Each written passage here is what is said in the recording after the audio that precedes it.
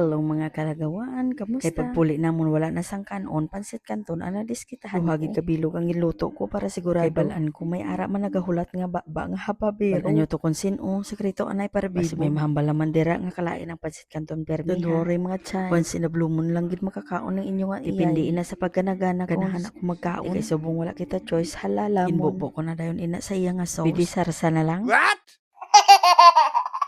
Tapos imikos-mikos na ina dayon para maanuhan sa iya nga sarasatan. Dali unta ini mikos kay gutom na gid ang inyong inang. Kaparanulom ng mata kagakudog ng kalawasan. Agoy.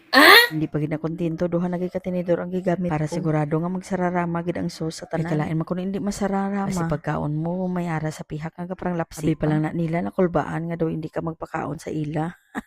Tapos ang ka-perfect pa, may ara pa nga isda nga pinirito. Itlog nga maalat, kagamatis nga pula-pula. Balaan ko pati ka mo nagatulon na sa laway niyo. Ara pagirigali ako diri nga seaweeds mga chay. Ka-perfect yun ni partner ang iya nga pagka-crunchy kag medyo maalat-alat. Dali na ka mo manyaga na kita. First mo, butangan nato ng seaweeds ang pansit kanton. Sensya na ko nabarduhan ka mo sa ginahimo ko. Ikaduha butangan ko sang itlog nga maalat. Tapos may ara nga kamatis nga pula-pula.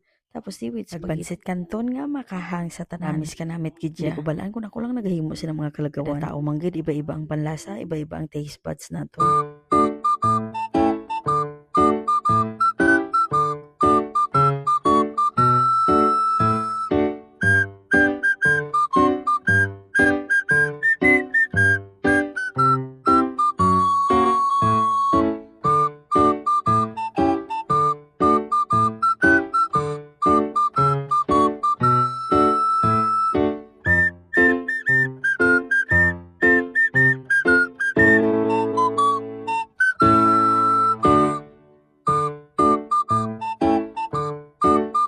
Siyempre, hindi pwede nga wala gid sang dessert mga kalagawan. Matik na pagkatapos ang kaon mapawayway. Pwesto sa duyan. Kag maghilay-hilay. Bye, wing lagawan.